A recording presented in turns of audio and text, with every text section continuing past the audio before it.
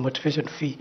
And the parents of the school removed him because he said this idea of motivation fee should not arise. So having been the chair, you are the head of all the head teachers of secondary schools. Yeah. First of all, what do you have to comment on that? And that experience and taking Mr. Indimuli now to IEBC, and he's going to oversee a very competitive process, given the nature of our elections in this country, how competitive they are, the issue of trust deficit that is there, and given your leadership at Kenya Secondary Schools Heads Association. What is your take? Thank you. Of course, those who are there, but as the leader of Kenya Secondary School Heads Association, I was not encouraging or allowing people to do that. And we had very many meetings with the Kenya National Examination Councils, with the Ministry of Education and Teacher Service Commission to try and curb this. And that is how we came up with certain measures when Honorable Fred Matiang'i was the minister on how we could do this. If as an association we were allowing it, then as a chair I wouldn't have participated in that multi-sectorial team that was dealing with it. What we are saying is there are different individuals who may need to do certain things, and these individuals who are wayward, it's important that they are identified and dealt with as individuals. And I'm happy the Ministry of Education, the Exam Council, and Teacher Service Commission were able, and where they can, even up to now, they are able to punish teachers and principals that are involved in such malpractice. So I believe even at IEBC, so long as the commission is focusing on ensuring that we have credible elections that can be trusted by everybody, then we need to be able to put in place mechanisms that will identify any challenge of those who might want to do some malpractices. And lastly, the way we conduct national examinations is more or less similar to what we do in our general elections. Yeah. So what specific experience will you bring on board into the conduct of our general elections? Number one is timely disbursement of, in the exams, it was timely disbursement of examination materials or examination question papers to the distribution centers and timely distributed to the centers where the examination was being taken. It is this timely distribution that is very key, so that if we are able to say we are beginning voting at 6:30 or at 7 a.m., before that time, before that 7 a.m., the voting materials and all the personnel are seated and ready to begin at 7. What I've noticed is we've not been doing that. And then you find that there are situations where some areas voting is beginning late, there are floods and what. And we should borrow a leaf from Kenya National Exam Council and Ministry of Education. We need to invest a little more to ensure this. Where we cannot reach by road, Kenya National Examination Council and the ministry have hired choppers. We should be able to do that rather than just wait people will reach by normal means. If we really want everybody to believe, we must be ready to invest in ensuring that our times are met the way we have put them down. Thank you very much, and I wish you all the best. Back to you, Chair. Thank you. I want to invite Evans Misati to ask you some questions kindly. Evans. Thanks so much. I also want to ask you one question, Alfred. Yes, Bana Misati. You have been a teacher, and you have been dealing with students and parents. Now, from your understanding, IBC has got the commissioner and the secretariat. The head of the secretariat is the CEO. Yes. Could you please let this panel know how you'll handle the challenge of election workers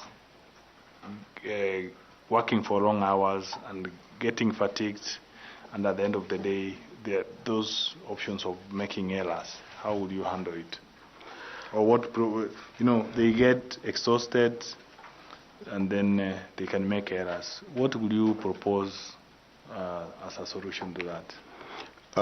Just as I said earlier, we should be ready to invest, and we can invest in two ways. One, ensuring that early deployment of our officers to the ground early enough. And if there is any extension, we should be able also to be able to compensate them for that. Many times when people or workers know that they will be compensated for the extra time, they will always want to put in their best. Secondly, at the point of recruitment of how do I put it? The temporary staff that we do. The recruitment must be very, very thorough in looking at the ability of the person to withstand long hours, because that's also an area of risk when we don't look at that. Yeah. Are you able to? When you are doing recruitment, are you able to establish who can withstand long hours? You can establish by way of asking, by way of throwing a scenario to this person to be able to see how he can manage the scenario.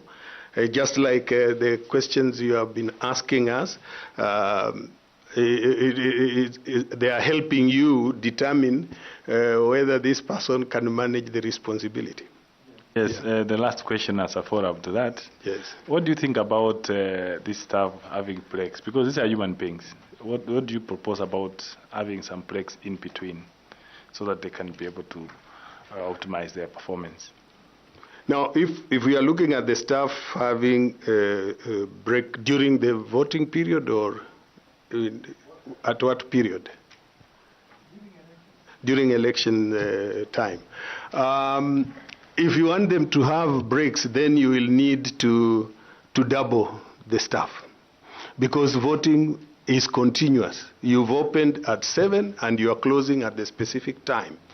And I don't think in the regulations or laws that we have, there is time to break, and then if we have to give them a break, then we need double the staff, so that when this staff is taking a break, the other one is taking over and voting continues. When we were dealing with the COVID-19 challenge, there were proposals that we can have the schools reopen, but we reduce the number of students in school at any particular time. Have the half come in for a period, and then the other half come in for another period. Then the question was, how do you handle the teachers? Because when they are teaching that half, they will have maybe their 26 lessons per week. Are they going now to teach 52 lessons? So it meant we needed double the number of the teachers. So that was put aside because it was not going to be tenable. Yeah.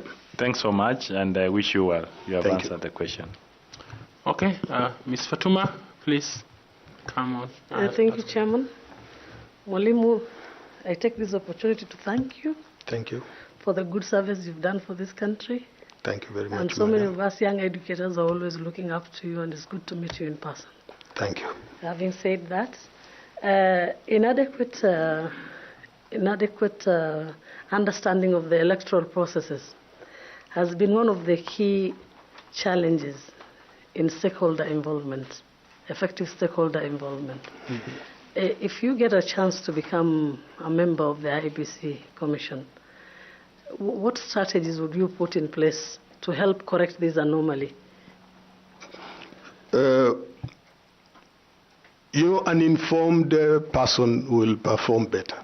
I would want to engage more in ensuring that my stakeholders are well informed by having constant consultation meetings. We can do even workshops for them so that they are able to understand what the Commission is doing, and from their understanding they can give us feedback.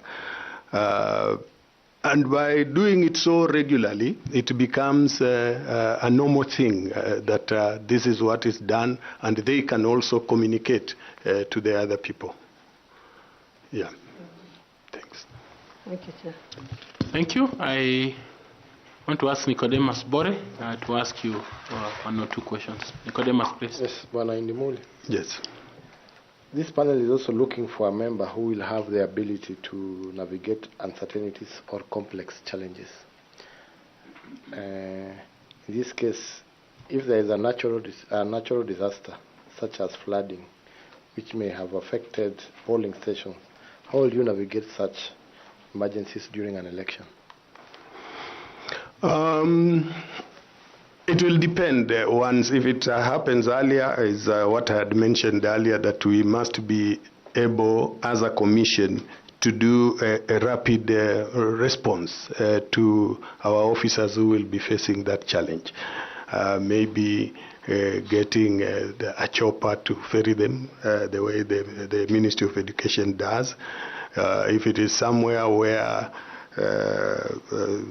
boats can be used, then we use the boats.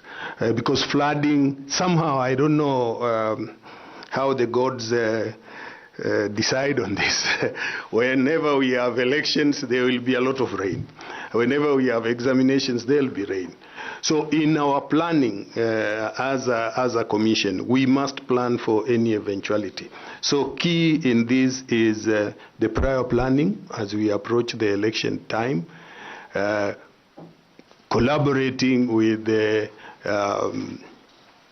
weatherman to be able to alert us and tell us their forecast for a given number of days, so that we incorporate that forecast into our planning, so that the rains do not just come and find us as if we were not aware. So we need to collaborate with other entities that can support us in ensuring that we have a smooth process. And as a educationist, do you think it's important to have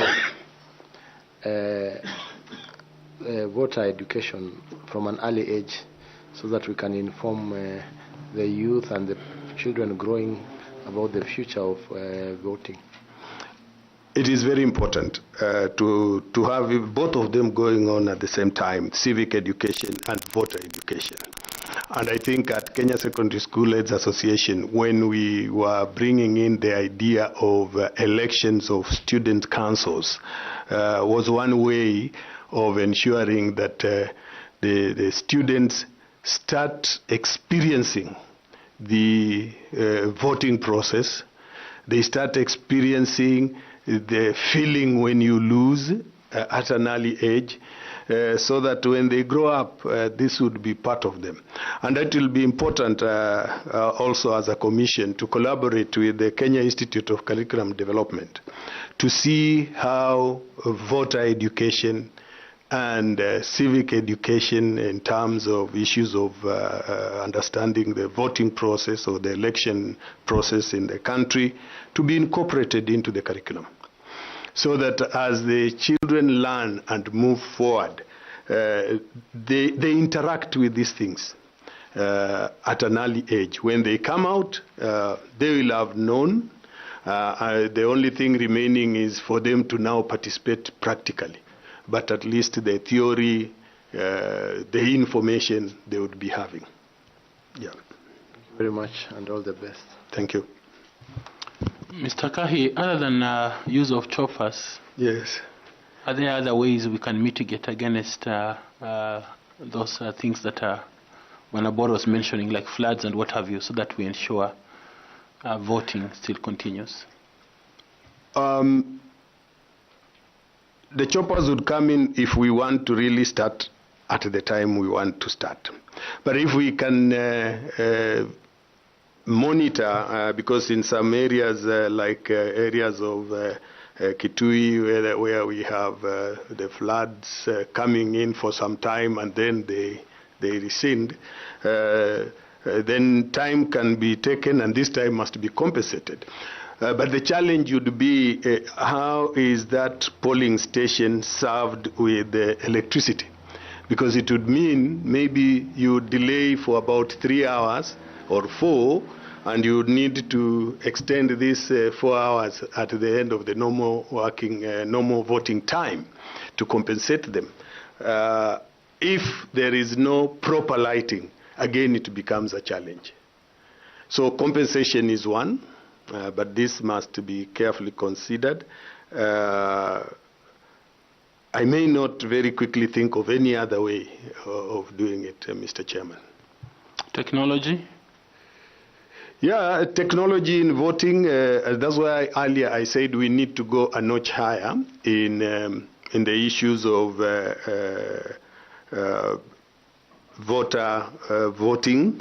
Can we institute the use of technology? For example, many times you find somebody came into the polling station and only voted for the president and didn't vote for the others. And there have been questions on that. Supposing we leveraged on technology, and if I want to vote only for the president, then I can do it from the comfort of my house. I was looking at the process of getting my CRB certificate. I uploaded my ID card by way of taking a photograph and uploaded it. Since an ID card or the passport is one that is being used to confirm that I'm a Kenyan, can we develop this system further, that we can upload this information, have my biometrics. So if you look at some of the phones, you are able to open it using your biometric. I think we just need to think a little bit beyond what we've done now. Build on already what we have, and we can be able to leverage on technology. I know technology may have also its challenges because it is being manned also, and behind the scenes, something else could happen. But we can get tamper-proof information, system that can be audited, and you see what has happened. So technology is key. Thank you. Professor Adam Solo, kindly ask some questions. Thank you, Chair. Bwana Indimuli Kahi. Yes, Prof. First, let me also join the rest, in particular Fatma, in saying that you have served this country well. Thank you, Prof. And the discipline, the demeanor, even the court lapel shows that you deserve the name Mwalimu. Asante sana. Now, here we are looking for a member of the IEBC who will carry and champion for the realization of the vision of IEBC. Would you tell this panel the vision and mission of IEBC? Wow. I must admit that one I've not been able to follow it, so I would request you pass it. Okay. Very well. What are some of the measures that can be put in place to ensure that the decision-making processes of the Commission are ethical? Yeah, one, there must be transparency. in whatever decision you want to take. It must have been collaborated by other members. So collaboration is key, transparency is key, and respecting the rule of law. So that whatever decision you are taking, you're asking yourself whether it conforms with what the law says. So that these decisions are not challenged in a court of law. And is it collaborated? Did you consult well so that you are arriving at a decision that is well informed? I believe that would be very important. Thank you, Chair. Prof, do you have some other two last questions, kindly? Yes, Mwalimu, the questions I usually ask at this stage, my chair describes them as high school questions, where you have been a principal for very many years. Yes.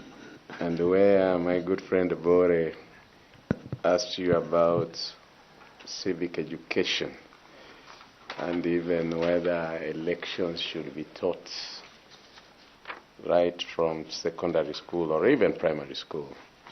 And one of the documents that one would like to see the children of Kenya and the students of Kenya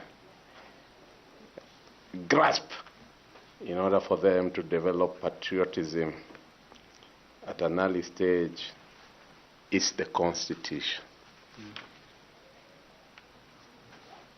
How many chapters are in the Constitution of Kenya?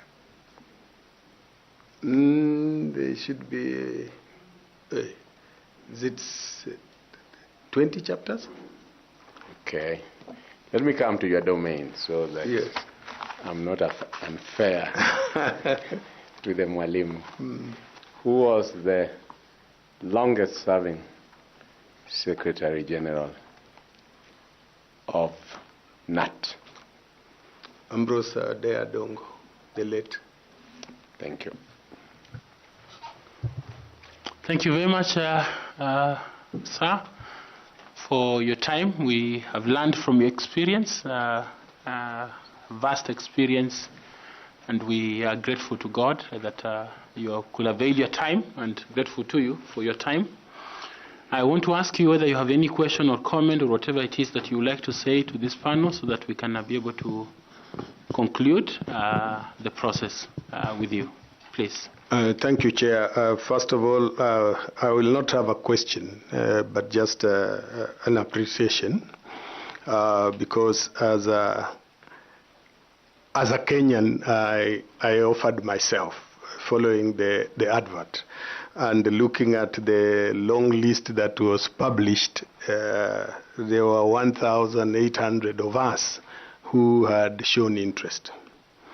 For me to have made it to the 105 or so of them is, I would say, it's by sheer luck. And I want to thank you for having looked at my documents and you felt that you needed to hear from me more. So mine is just to appreciate and say that I'm privileged as a Kenyan to have reached this far, and still say that I believe that I have what it takes to serve this nation. I still believe I have the energy that I used in the various schools I taught in and in the various positions that I held to serve the commission. But by and large, it's just to appreciate. You have given me a chance and you've listened to me. Thank you very much. Karibu sana. It was not by sheer luck, it was by merit and other constitutional requirements that you met, and so we asked you to come, and we congratulate you for asking that you could be interviewed. Thank Blessings you to you. Please remember to pick your certificates. Yes. there's some water there, and if you have your notebook, you can also carry it. I'll carry it as a souvenir. Thank you. Blessings to you. Thank you very much. Am I allowed to go with the pen too? Yes, please. Thank you and wish you all the best. Thank you.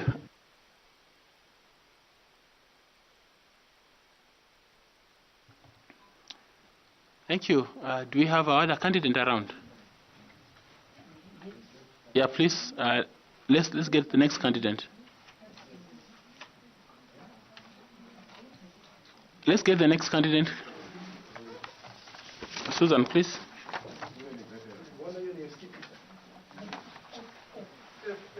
FTC. F? F.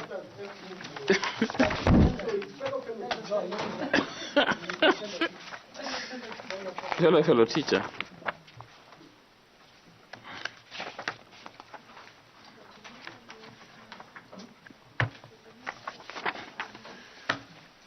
Yes. Yes. Yes. Okay. We are still live, so please keep your cool.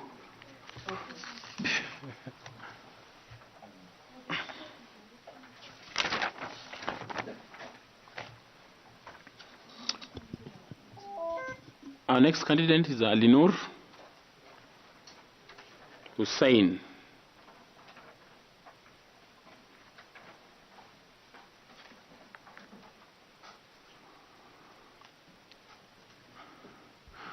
Welcome, Mr. Alinur Hussein. Please have a seat. Thank you. My name is Nelson Makanda. I am the chair of this panel. Allow me to thank you for responding to our invitation that you put in an application for this esteemed position of member of IEBC, and to thank you on behalf of Kenyans for desiring to serve them, because the Kenyans are desirous of a fully constituted commission, and so we are grateful that you responded. Allow me to ask my colleagues here to introduce themselves to you, and then after that we'll come back to you. Linda. Thank you, Chairman. Good afternoon, sir. My name is Linda Kiome. I serve this panel as the Vice Chair. I want to take this opportunity to welcome you to this interactive session. Karibu sana. Bwana Hussein. Habari ya adhuhuri. Ama ni jioni? Habari ya jioni ni nzuri sana. Karibu. Nashukuru. Asante. Naitwa Bwana Andrew Tanui, mwanachama wa chopo la uteuzi, na karibu. Jambo, Mr. Hussein. Jambo, madam. Naitwa Caroline Kituku, a member of this panel. Thank you. Jambo sir. Mimi niko hapa. Oh, yeah. Naitwa Nicodemus Bore, member wa hii panel. Asante. Assalamu alaikum. Wa alaikum salam wa rahmatullahi wa barakatuh. Fatma Ali Samana, member of the panel. Thank you. Good evening, Mr. Hussein. Evening to you. Karibu sana. My name is Koki Muli Grinyo, and I'm a member of this panel. Thank you. Good afternoon, Hussein. Afternoon to you, sir. My name is Evans Misati. I'm a member of this election panel, and karibu sana. Shukran. Thank you. Now we come back to you, Mr. Hussein, and we would like you to introduce yourself to us and briefly mention your profile and why you are suitable for this position. Kindly. Thank you, Mr. Chairman. My name is Alinur Hussein. I come from Wajir County. I started my primary school education in my early years at a place called Tarbaj, in Tarbaj Primary School.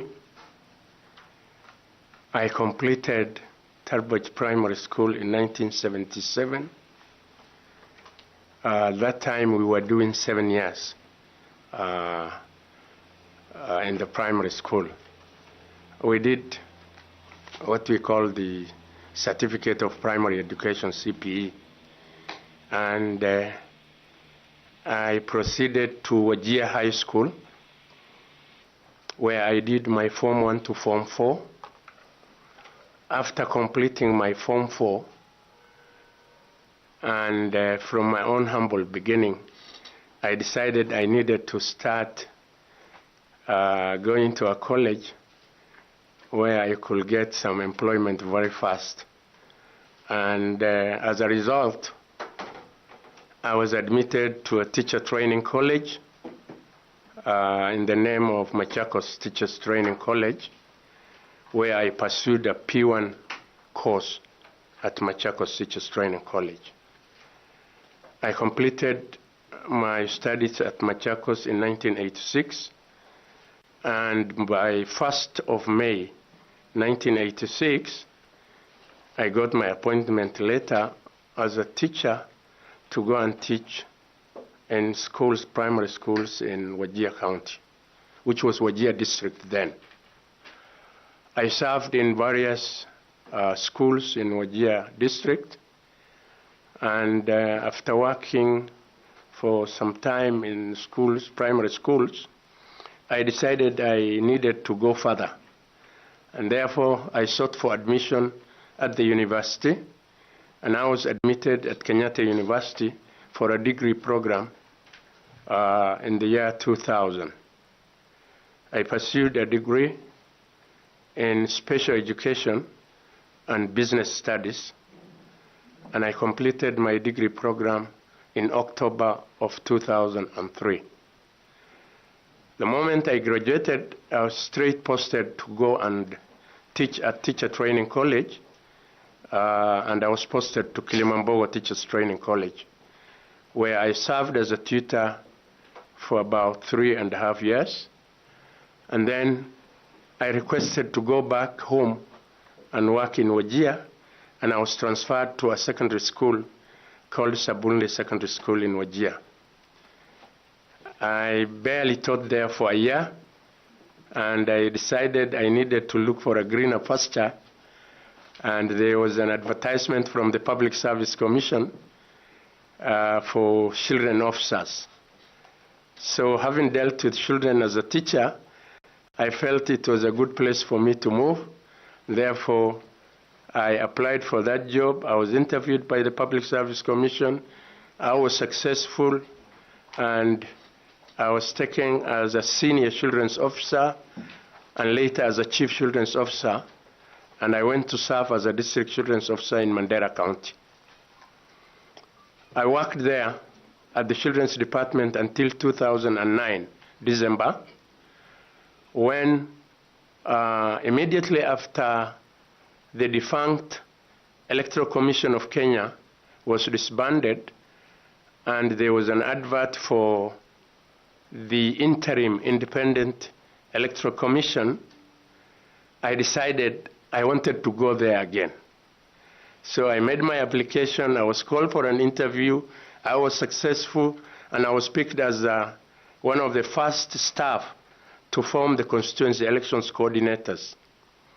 So the moment I was taken as a constituency election coordinator, I was posted to Wajir North constituency as the person in charge of that constituency. And in Wajir North is where I conducted the 2010 referendum as the returning officer. I stayed there until 2012 when we were transiting to the IEBC after the promulgation of the Constitution, 2010 Constitution. And the moment we moved to IEBC, I was transferred to Kikuyu constituency in Kiambu County. That is where I conducted the 2013 general elections as the returning officer. Then I stayed there until 2016, when I was again moved to Eldas constituency in Wajir County. And at Eldas constituency, my stay was short-lived because elections were approaching in 2017, and you could not continue becoming a returning officer where you are serving as an elections coordinator.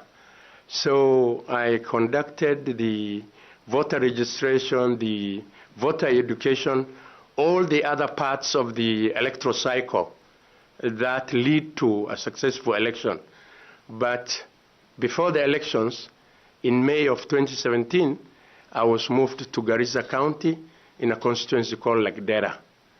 And that is where I conducted the general election of 2017 at Lagdera constituency, Garissa County. I stayed in Lagdera up to 2018, and in 2018 I was moved to Garissa Township constituency in the same county of Garissa, and I stayed there slightly up to before the last general election 2022. I was moved to Balambala constituency, which is again in the same Garissa County, and I virtually stayed for a month in Balambala because I was approaching my time for retirement. My due date for my terminal leave was due. So I went on terminal leave, and I didn't conduct the 2022 general election as a returning officer, but I had completed all the other aspects of the electoral cycle in Garissa Township. I want to say that when you are an elections coordinator in a constituency, both at IIEC and at IEBC, you have so many responsibilities on your shoulder. One, you become the elections coordinator, you are an administrator. Maybe let's end it there and ask Linda to pick up, and then you can respond to those things. Okay. Madam Linda, please. Thank you, Chairman. Now, in the course of your duties, since when you were a headmaster to when you became an officer at the IEBC, both interim and now the substantive commission, what experiences have you encountered in your career journey that have tested your leadership skills? And would you like, and if you have encountered, would you like to share the same with this panel? Thank you. Sure, yes. Thank you, Madam Linda. From having been an officer who has served this country for the past about 36 years in public service, I can comfortably say that I have gained a lot of experience in terms of when I was a teacher, I rose through the ranks to become head teacher of a school with over 3,000, 4,000 pupils, and you are managing the teaching staff and the non-teaching staff who could number sometimes up to 40, 50 teachers. And it gives you the capacity to manage human capital because everybody in that school, whether it is the pupils who are the learners, the teachers, the non-teaching staff, all of them are under your leadership. And therefore it gives you the experience to manage all the activities of that school, including the human resource. Moving on, when I was posted after my degree program and I was posted as a tutor to Teacher Training College, I was training adults, people who are going to go and mold our young children. And when you are dealing with those people, you require the aspect of management in you because anything can happen. These are people who are almost of your age, and you must handle them very critically. They are very delicate situations you will meet with when you're handling them, so that is another part. After moving to the IEBC, which is the most critical part of my career as a public servant, we have had situations where you have to deal with members of the public Sometimes during the campaigns, I realized, and I can share an example. In 2013, I was in Kikuyu constituency as a returning officer, as a registration officer, as the elections coordinator. And there were 8 candidates who are contesting the position of MP. By the way, that is the first time the current majority leader of parliament was venturing into politics. That's the first time he came in.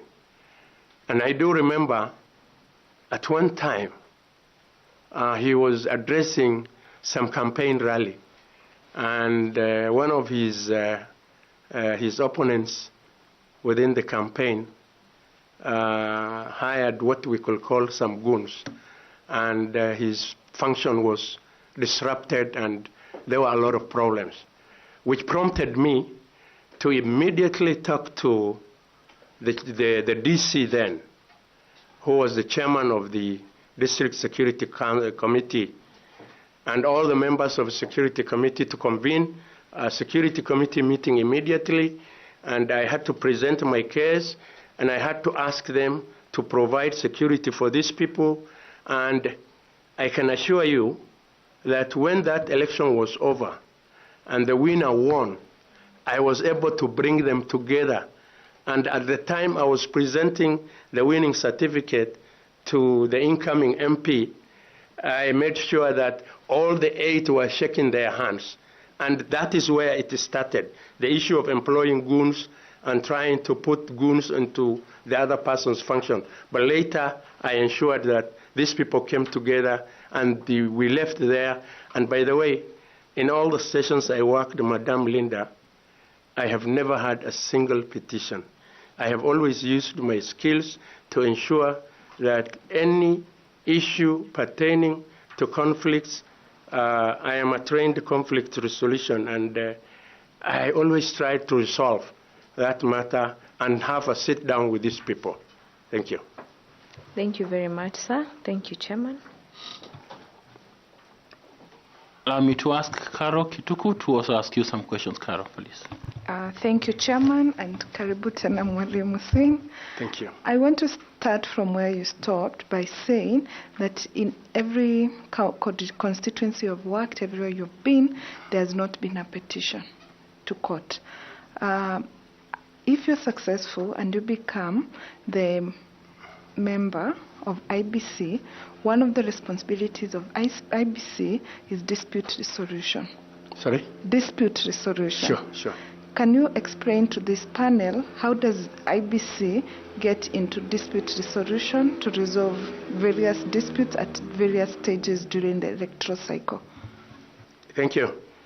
Thank you, Madam Caroline.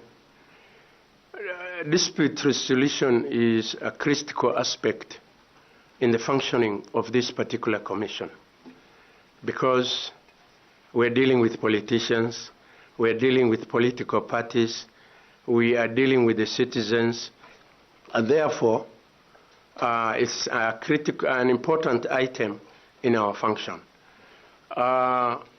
Normally, first of all, if I start from the level of where I have experienced the constituency, there is dispute resolution at the constituency level, because when there is issues pertaining to candidate registration or nominations, it is incumbent upon the returning officer to resolve that matter. And by the way, in principle, when you're dealing with dispute resolution, there are key things you must put into consideration. First of all, you need to identify what is the essence of this particular conflict. And once you have identified the conflict, then you must accept that the problem exists. And once you have done that, you can go into the aspect of now resolving the problem. So what I am saying is, IEBC has a dispute resolution committee, which is charged with resolving issues pertaining to campaigns, to nominations. The only thing that they don't do in their dispute resolution is on election petitions and on results, election results. Every other item that comes through during the electoral cycle is a matter that is for IEBC to resolve. How do you do that? You need to sit down with your stakeholders and understand where the problem is and have a discussion.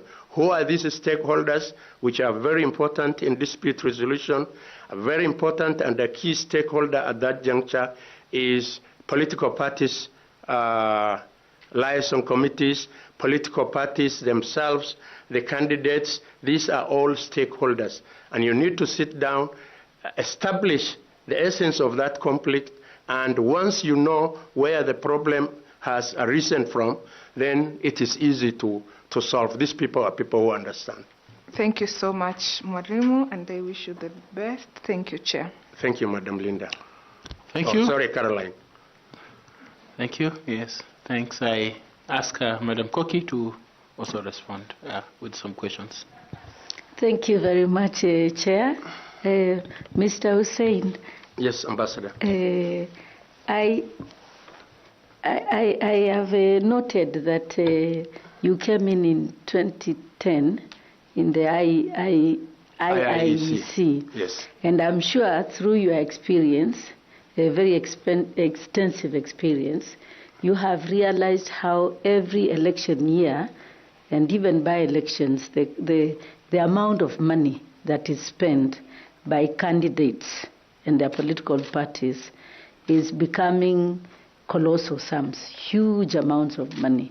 Even now, I understand seeking the position of MCA, there is already a sort of minimum of how much, and then MP, then senator, then governor and deputy president and so on, and a women rep. Those people have to go. So it is now becoming almost an accepted conduct of spending money, which presents some really serious complications. So I want you to share with the members of the panel and the members of the public how we can deal with this problem of using so much money in elections and the consequences for it. But I'll remind you the second part if you forget. Okay. Thank you, Ambassador Koki. And by the way, just to remind you, I think you have trained me when I was in IIEC. So I am grateful for the good training you gave me. To go to the question, the expenditure, the amount of finances that are spent on campaigns are enormous. And Madam Ambassador, I agree with you that there are a lot of bottlenecks that comes with it. For example, today, a young man who has just finished his university education, who hasn't had a decent job, and who thinks he can do well in the field of politics, who wants to contest, may not be able to do so because of the amounts of money that our politicians are using during campaigns. It is just unimaginable. I would say that there has been an attempt to cap this position in the sense of the introduction of the Campaign Financing Act. But I'm not sure, and I know there are serious lawyers in the House, I am not sure whether the campaign financing has really gone into effect. But I know, because I was working with IEBC, it has not gone into effect. And I think if I were successful, and this panel nominates me as one of the successful candidates, I will impress upon my colleagues in the Commission that we need to sit down with JLAC of Parliament so that we have proper legislation coming back to the Campaign Financing Act, and we will ensure that this particular act is implemented, and these people, there are checks and there are controls on the amounts of money they are going to be using during campaigns. I hope, I don't know whether I covered the whole question, Madam Ambassador. Yes, you have included one of the consequences. Of course, there are many, but Yes. we don't have much time. So Okay. thank you very much, Mr. Hussein, and thank you, Chair. Thank you, Koki. Let me ask FCPA Tanui to ask you some questions also. Bwana, thank you, Chair. Bwana Alinur. Yes, sir. First of all, let me start by commending you for your growth in career. Thank you. Yeah, much appreciated. Now, you've been an officer at IBC, Sure. but more at operational level. So A now field you want to be officer. In the field. In the field, Yes. more of calling it operational or part of the secretariat. But now you're going to policy level. Sure. If you succeed, you'll be a commissioner. Indeed. And as you must be aware, your act provides that commissioners are supposed to deal with the policy development and oversight. Sure. So how do you transition? What do you foresee as the policy and the strategic issues that you will help in formulating based on your experience as an operative, that you've been on the ground, you know how things are on the ground, but now you have an opportunity to sit at the policy level. So what is it that you'll prioritize in terms of policy review and development? Thank you, FCPA Tanui. True, I was at the operational level. I was the man implementing the commission policies at the constituency level. And of course, the backbone of the constituency, of the commission, because the mandate of the commission is conducting of elections and referenda, and both happen at the constituencies. Now that I am seeking to be at the helm at the commission, as a member of the commission, what do I want as policy to improve on what has already been there? I hope that is the question. Point number one, there is something that is so dear to me. And if I am lucky to be one of the commissioners, I will bring it on the table. And this is the matter on voter education and civic education. At IBC today, we have voter education, and in fact, it is a whole directorate. But the element of civic education is lacking. And I remember in 2014, when I was sent for studies to South Africa, University of Pretoria, by the IEBC, South Africa had their elections. I went there in June, and they had their elections in April. So they were dealing with the post-election evaluation. And we were paying a visit to their stations, and we were being taken through a lot of their process. And you can imagine, I can tell you today, that by June, when I was going to, remember, between June and April is virtually just 1 month in between. By the time I was going there, civic educators for the IEC in South Africa were already back on the ground preparing for the next general election. In our case, here, we do not have civic education, but we have voter educators. And even our voter educators, we try to wake up when we have a few months or virtually a year before the elections, and we try to do some work So one of the things I will really ask is to incorporate the element of civic education to the Directorate of Voter Education, so that even the issue of public trust, which always comes back in terms of how Kenyans trust IEBC and so on. If we had robust civic education going on in the field immediately after a general election, FCBA, I can assure you that this public trust will have been dealt with, people will have understood, because why are people not trusting IEBC? It's not necessarily because everything is about the ills IEBC is doing. Sometimes there is misinformation. I will start even with when I am a commissioner.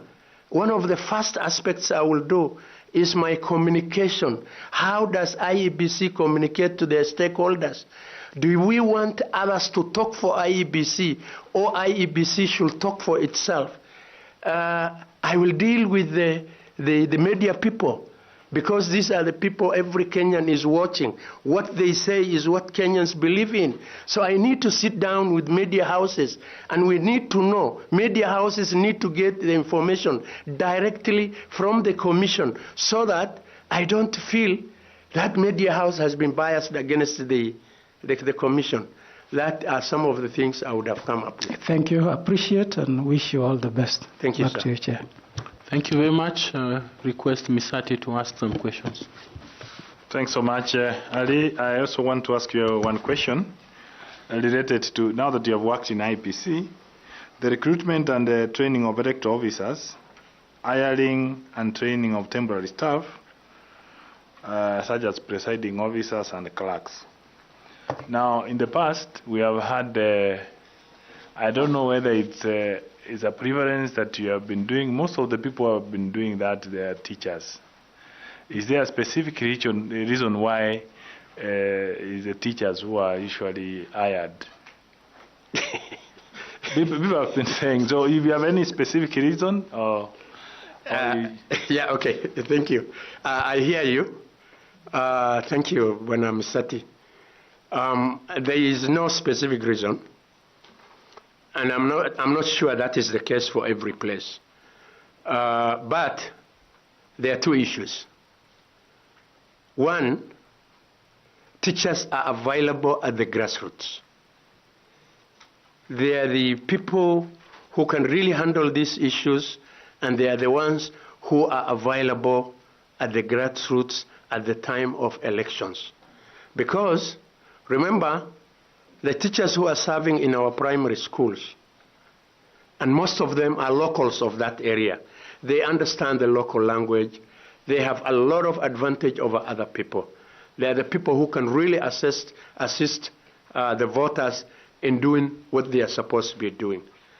And on the other hand, most of the polling stations, which are manned by presiding officers, are domiciled in primary schools, secondary schools. And again, sincerely, is it only not fair to have a teacher to be the presiding officer? Because even when we bring our materials, if you have a teacher from that school who is a presiding officer, he will help you even in the storage and in other logistics. He will really assist you. So that is why most of the time, by the way, they are qualified for the job. They are qualified. So those are some of the reasons why teachers are very many when we are hiring the temporary staff at IEBC during elections. Do you attribute that to anything in relation to the security and somebody who is able to be held responsible in case of anything? Indeed, yes. Indeed. Thanks so much, Chair, and I wish you well, ma'am. Thank you, sir. Thank you very much. I want to invite Fatuma to also ask you some questions. Thank you, Chair.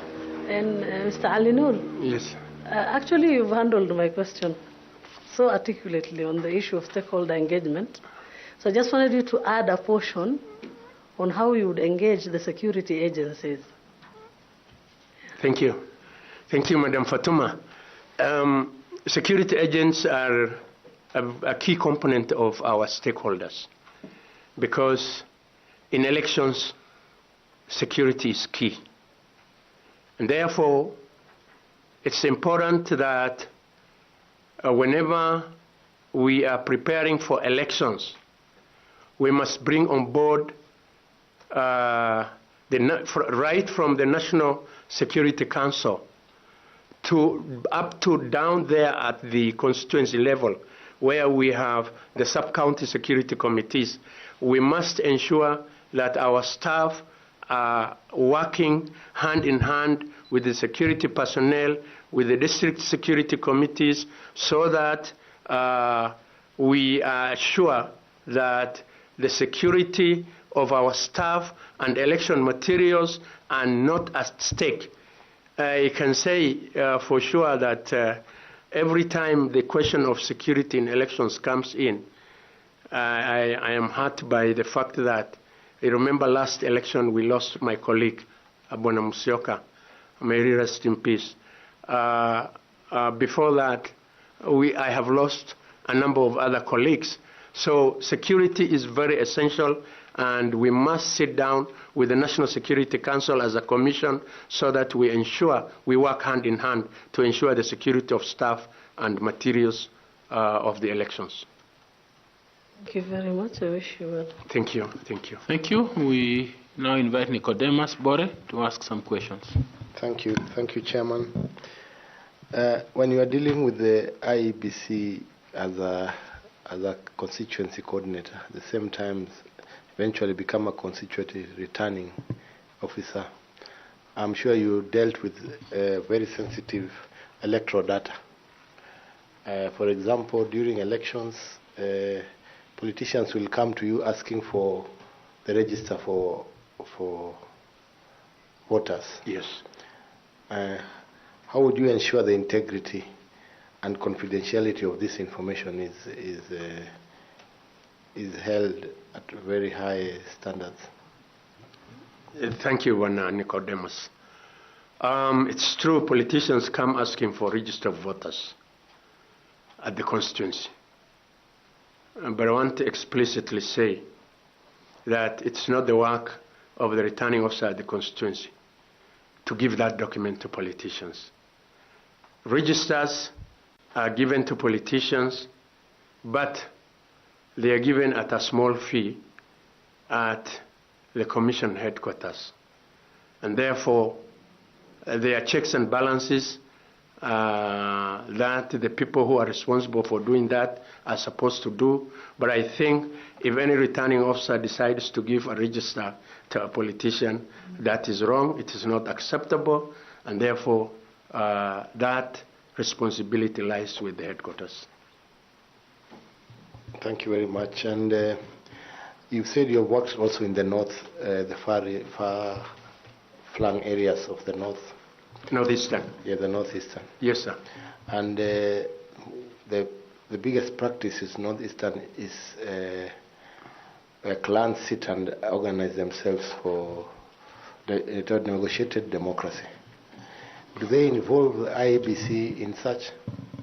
Not at all.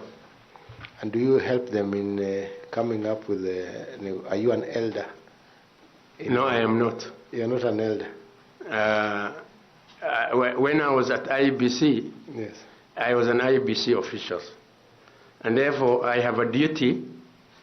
You know, at IEBC, you carry a lot of burdens on your shoulder. You are a returning officer, you are a registration officer, you are coordinating voter education. So on that point, when I am carrying on my duties as a voter educator, I speak in public barazas to tell them the qualities of choosing a good leader. That is part of my responsibility. And I am not telling my clan, I am not telling the other clan, I am at a public baraza engaging with the entire population of that area. But the issue of negotiated democracy, no, I am not involved. But now you are an elder. Sorry? Now you are an elder. I'm not still, because I don't feel even it is the right thing. As a professional, I don't think it is the right thing. Even at your age, you are not an elder. I may be an elder, but not in terms of negotiated democracy. Okay, that's yeah.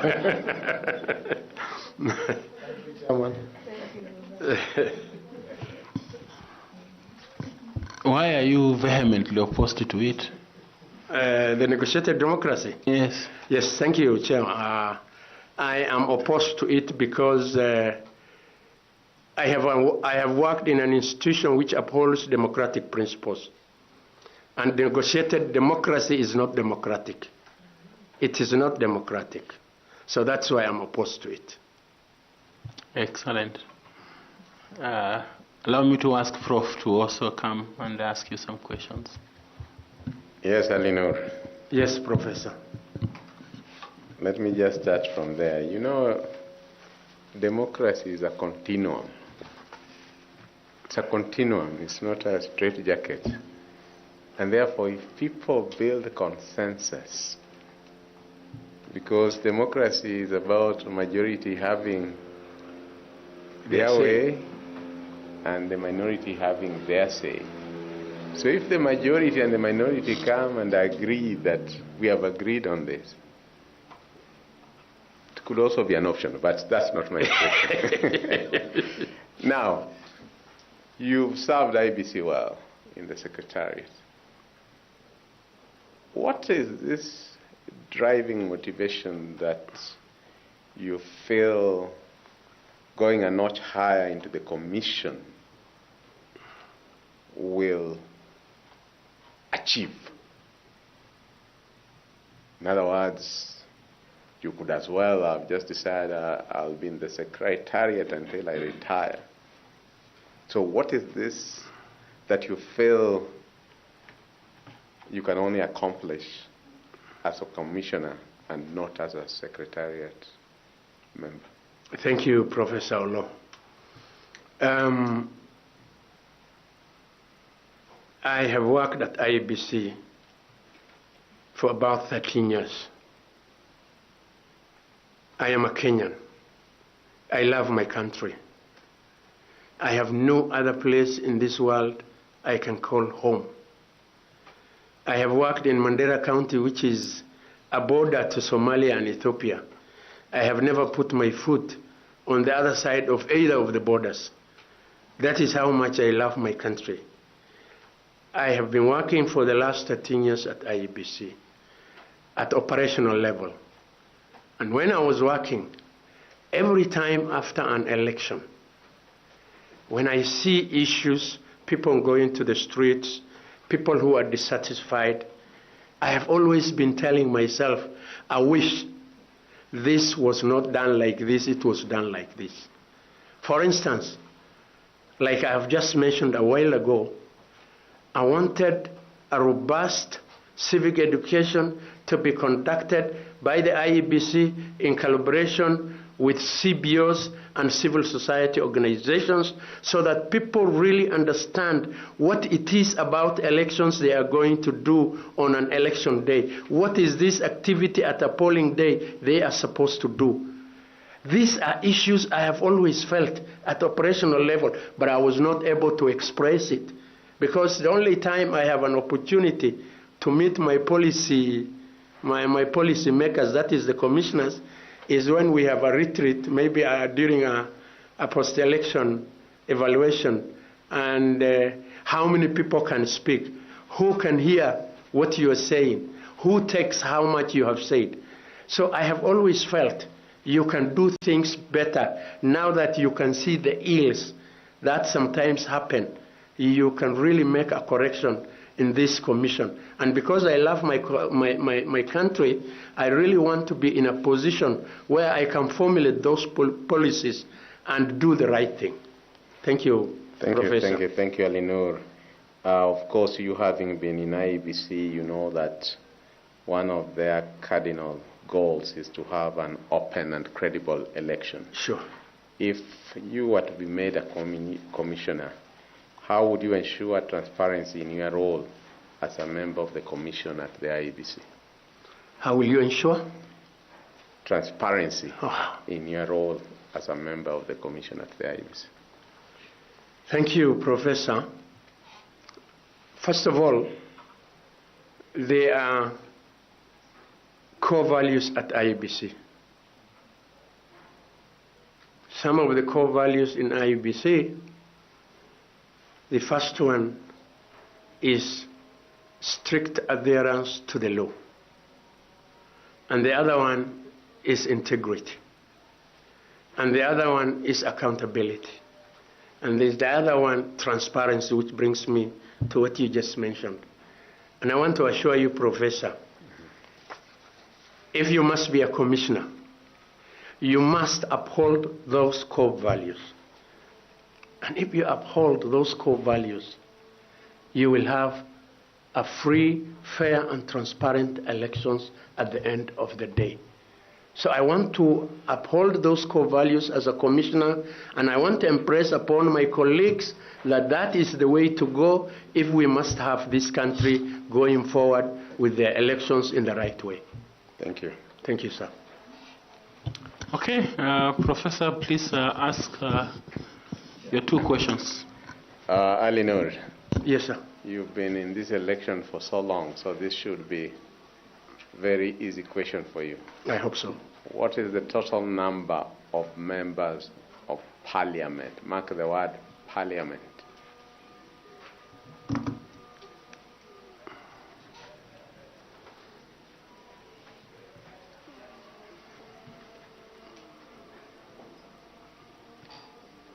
I believe, and sorry if I will be wrong, I believe there are 412. That is 345 at the National Assembly, 67 at the Senate.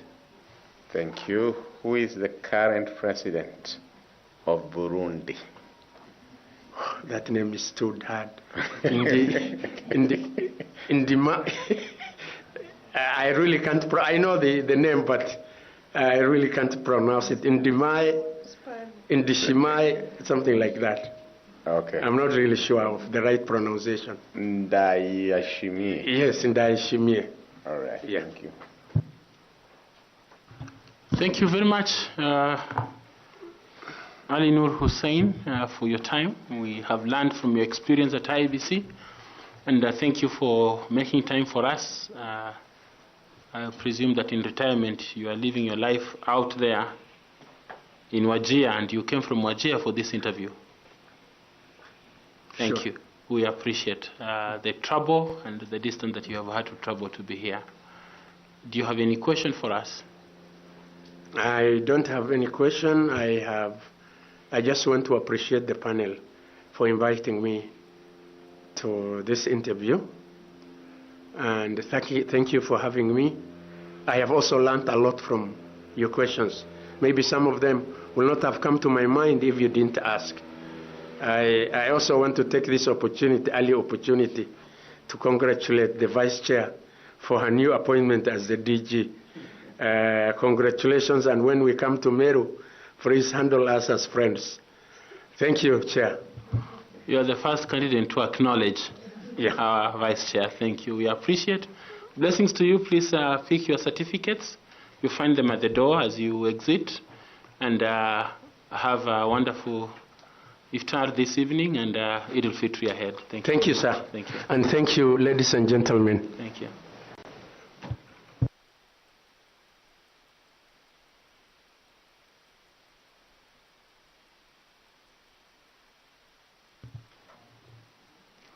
Okay. Members, my left side is saying we invite the next candidate and finish. Okay, please.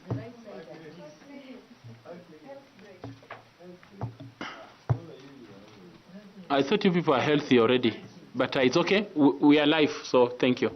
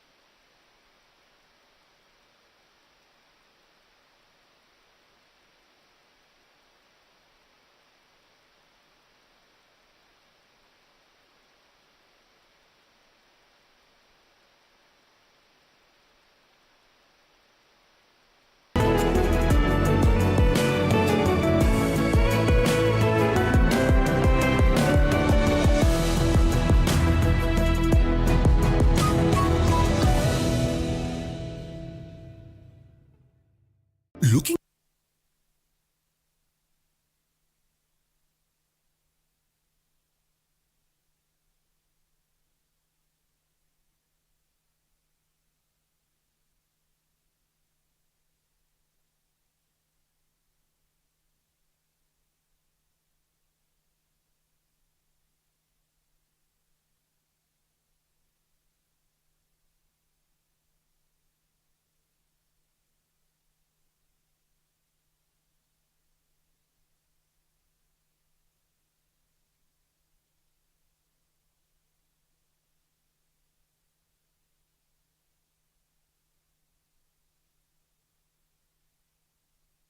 the national peacekeeping force in Haiti.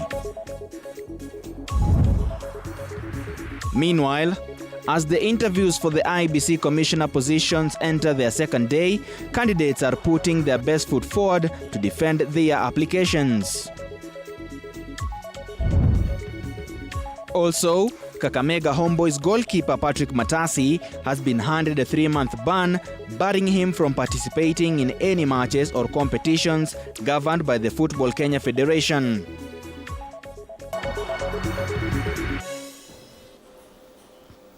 Thank you for choosing us to inform you. Your time is greatly appreciated. 22047 is the short SMS code. The hashtag on X is TV47 News Now. Let's begin. Wiper Party leader Kalonzo Moka has called on the government to recall police officers who are maintaining peace in Haiti. Speaking at a funeral in Machakos County, Kalonzo stated that the deaths of 2 police officers due to attacks by bandits are a clear sign that Kenya should withdraw its officers and terminate its agreement with the United States of America. The governor of Machakos, Wavinya Ndeti, supported Kalonzo, praising him for his consistency as an opposition leader. At the same time, the deputy governor of Machakos County criticized the central government for withholding funds from the county, stating that it was a plot to undermine devolution.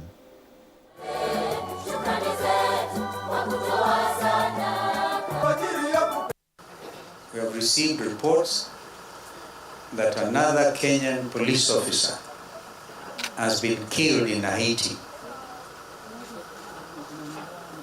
This is death.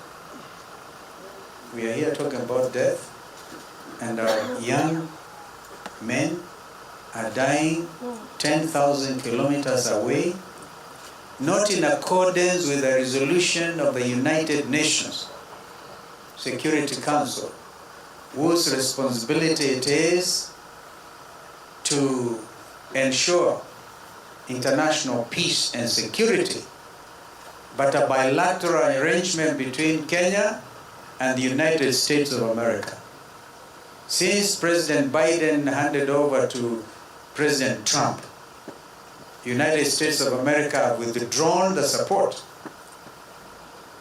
to this Kenyan mission, therefore leaving our soldiers exposed, not soldiers, policemen, because these are policemen. Moving on, the Health Principal Secretary, Mary Muthoni, through the Ministry of Health, has today flagged off 3 mobile laboratories to Wajir County as part of their response to curb the rising death cases from Kalaza in the county. The tropical disease continues to be a menace in the region, with 617 cases reported and 106 patients hospitalized over the last 3 months. However, the Principal Secretary has revealed that plans are underway to address this issue, including expanding hospital capacity. The ministry is deploying full response measures to combat the situation in order to prevent further rise in cases and suffering from Kalaza disease. Further, the public is strongly advised to follow the ministry's public health advisories and seek medical attention at the nearest health facility at the earliest opportunity. And if experiencing febrile-like illness similar to Kalaza in the most risk areas, please visit any health facility nearby. Early diagnosis and treatment remains the key to control any outbreaks in this country. We want to ask the members of public that should there be any signs of any ailment that it is important that you report to any health facility to ensure that you're treated early. Moving on, a section of MPs has been accused of distributing TSC employment letters to their constituencies. This has gradually caused friction among leaders over the independence of the Teacher Service Commission. Speaking during the issuance of revision books to various secondary schools in her constituency, Makueni Member of Parliament Susan Kiamba has called out the TSC for being used as a political tool by the government to punish graduate teachers who are not politically connected. KSSHA has also called on the government to step in and pay for the fee arrears in schools with huge debts running into millions.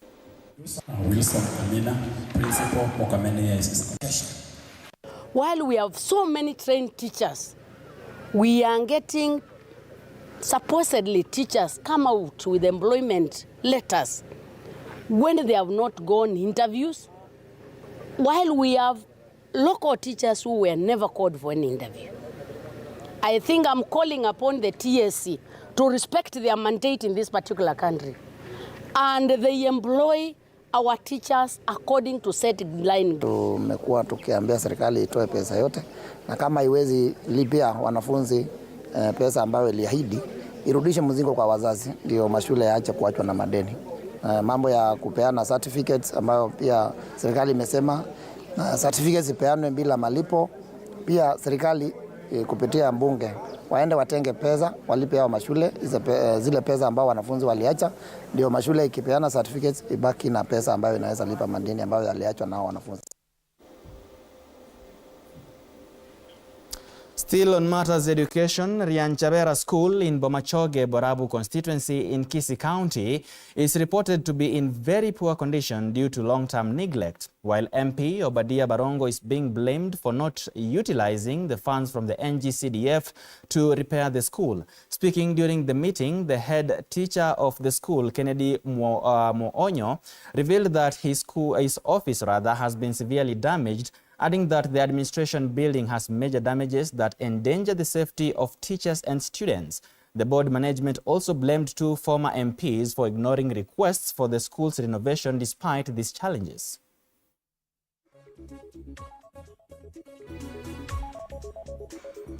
That was done, and I received it on the 20th last week. The report condemned the classrooms, it condemned my office, and it condemned the girls' toilets. They are in bad situation. Huyu ambaye ako saa hizi atusaidie shule ipate kuendelea, because hata mahali imeanguka tunaweza tukasema sio makosa ya madarasa kuanguka hivyo na ofisi ya mwalimu mkuu. Hizi ni nyumba zilichengwa na wazazi wakinyang'anywa makuku kutoka kwa miji yao, shilingi 10, shilingi ngapi, mpaka hizi madarasa zikachengwa, shule kaanza. Sasa because they are that old and they were not constructed in the the standards that was required, ndio sababu nafikiria hata huko hawako funga the whatever the rentals. Hizo hazikufunga.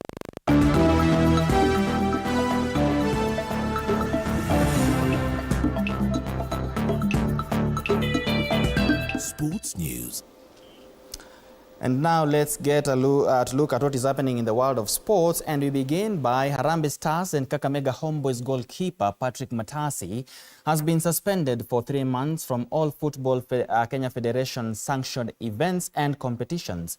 The local governing football board, the FKF, made the announcement on Thursday evening, hours after a video emerged online implicating Matasi in a match-fixing scandal. The World Football Governing Body, FIFA, the Confederation of African Football, CAF, and other agencies are conducting investigations into the matter. Homeboys chairperson Cleophas Shimanyula has defended his 37-year-old shortstopper. Mpata sisi kwamba tumepata evidence, Federation imetuandikia ituambie kwamba mchezaji huyu ambaye anaitwa Patrick Matasi haruhusiwi kwa wakati wowote kuparticipate katika ligi ya Kenya. Hapo tutachukua jukumu tuseme Federation imekataa. Lakini unaona kama Federation imesema vizuri na imepeana email address yao kwamba yoyote ule ana ushahidi ya kutosha awaletee wachukue hatua. So Mimi kama hapa Kenya nimesema na bado narudia, match fixing hapa Kenya iko kubwa sana na teams zina fix games. Sio itakuwa ya kwanza kwa hiyo ya matasi huko. Timu mingi zina fix game. Na mimi siwezi kukubali kwamba nikubali timu kama mimi nimetoa pesa imeenda kuhakikisha nimepeleka wachezaji camp, wachezaji wakitoka huko wakuja wamefix game. Inaumiza sana na inaumiza sana. Na to make the matter worse, mimi niko na sponsor ambaye anaitwa Mozart Bet. Hakuna vile nitakubalia kitu kama ikuwe katika ile agreement yetu na Mozart Bet ni ku make sure game iko fair, sio mambo ya kufix game. And the national men's rugby 7